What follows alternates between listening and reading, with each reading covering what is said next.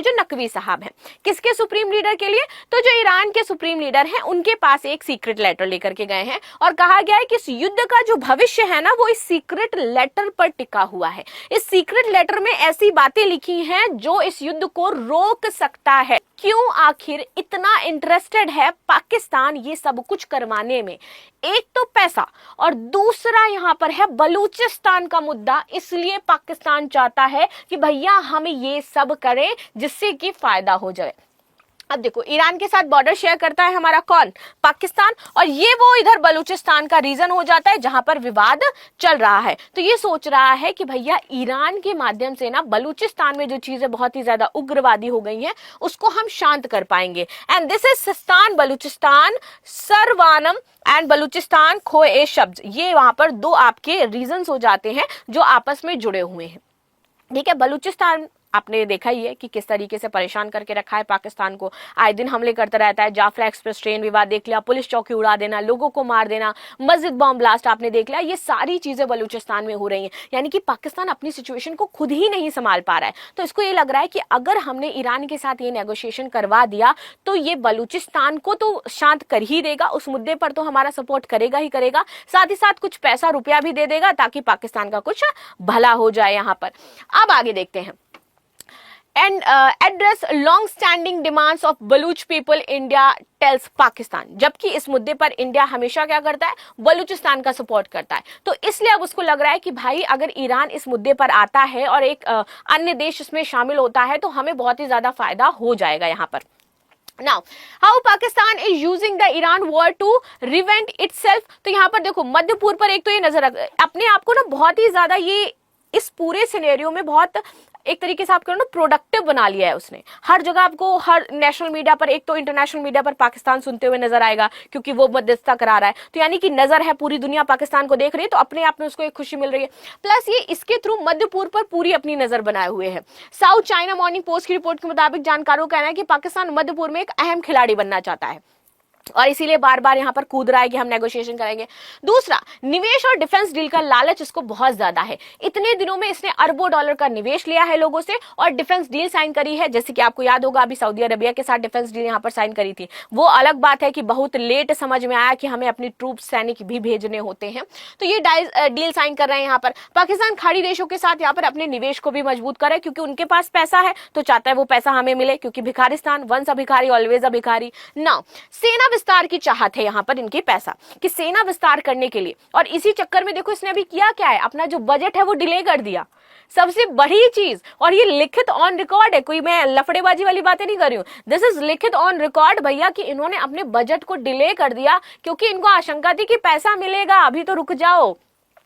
Why Pakistan suddenly delayed its budget? Army demand for more money has triggered a standoff with IMF। इन्होंने अचानक से अपने रक्षा budget और अपना जो पूरा बजट था इसको स्टॉप कर दिया। इन्होंने बोला देखो कुछ दिन रुको, अभी और भी थोड़ा बहुत डील वील साइन करवा लेता हूं मैं, और डील साइन वाइन करवा करके मैं क्या करूंगा और पैसा लूंगा, देन फिर आप लोगों को बताऊंगा भैया ये बजट है, इस बजट के साथ हमें आगे चलना है। पाकिस्तान लाइव के मुअज़्ज़िज़ नाज़रीन, अस्सलामु अलैकुम।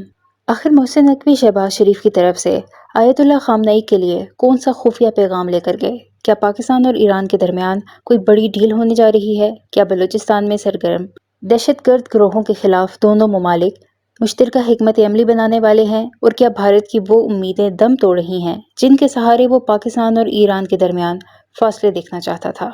नाजरीन, यही वो सवालात हैं जिनके जवाब जानने के लिए भारतीय मीडिया बेचैन नजर आ रहा है। भारतीय चैनल्स पर मुसलसल कयासराइयाँ जारी हैं कि आखिर इस खुसूसी खत में ऐसा क्या लिखा है जिसे मोहसिन नकवी खुद तेहरान लेकर गए। पाकिस्तानी हुकाम ने तस्दीक की है कि मोहसिन नकवी ईरानी क़यादत के लिए पाकिस्तान की सियासी और अस्करी क़यादत का खुसूसी पैगाम लेकर गए थे, ताहम इसकी तफसीलात ज़ाहिर नहीं की गईं। भारतीय मीडिया की एक और परेशानी ये है कि ईरान और अमेरिका के दरमियान सालिसी के अमल में पाकिस्तान का किरदार मुसलसल बढ़ता जा रहा है। उनके बकौल अगर पाकिस्तान इस तनाज़े में कामयाब सालिस साबित हुआ तो न सिर्फ उसकी सिफारती अहमियत में इजाफा होगा बल्कि खित्ते में उसका असर और रसूख भी मज़ीद मजबूत हो जाएगा।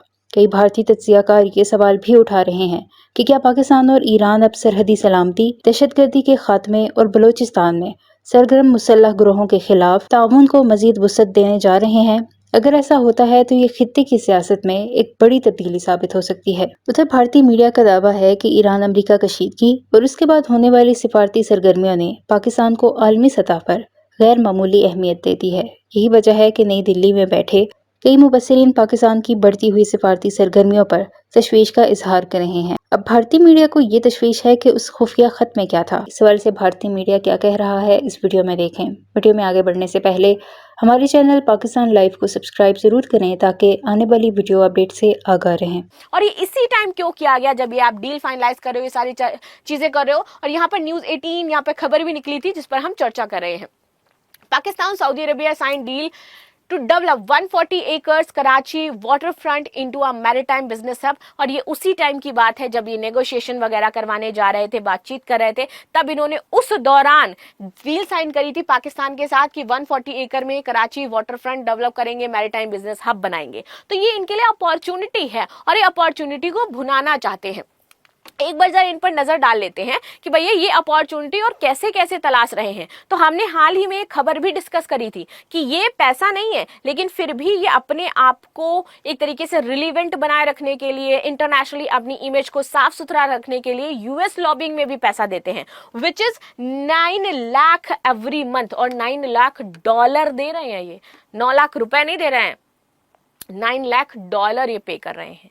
अब आप सोचिए कि वो भिखारिस्तान जिसके पास अपने बजट के लिए पैसा नहीं है, लेकिन यूएस लॉबिंग करने के लिए वो 9 लाख डॉलर हर महीने यूएस को देने के लिए रेडी है। ये पैसा कहां से आएगा, कैसे आएगा? और वो भी ये तब दिया गया था जब ऑपरेशन सिंदूर के दौरान, जब इन्होंने हमला किया था, इनको अपनी इमेज को क्लियर रखना था। ये यूएस को पैसा देता है ताकि उसकी इमेज क्लियर बनी रहे इंटरनेशनली और यूएस उसको सपोर्ट करे। नाउ पाकिस्तान ने वास्तव में कई रक्षा समझौते पर हस्ताक्षर किए इस दौरान, जैसे कि JF-17 थंडर लड़ाकू विमान हो जाए।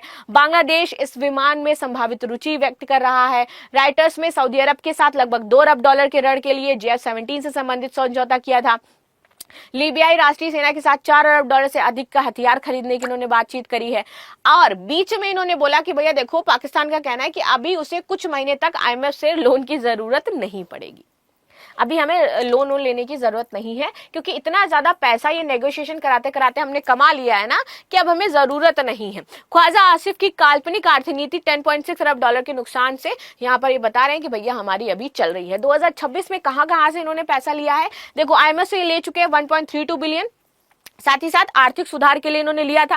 फिर उसके बाद अतिरिक्त सहायता इनको 3 बिलियन की मिली थी, और जमा सुविधा यहाँ पर डिपॉजिट फैसिलिटी 5 बिलियन की है, जो अलग अलग नेशन से मांगते फिरते हैं। CPEC के लिए इन्होंने परियोजना के लिए इंफ्रास्ट्रक्चर ऋण लिया। पाकिस्तान में सबसे बड़ा रणनीतिक आर्थिक चाइना से ये पैसा लेते रहते हैं जो मांगता है। UAE में निवेश वित्तीय किया था, 3.5 बिलियन का वापस से इन्होंने पैसा ले लिया था। ठीक है, वर्ल्ड बैंक के BDC ऊर्जा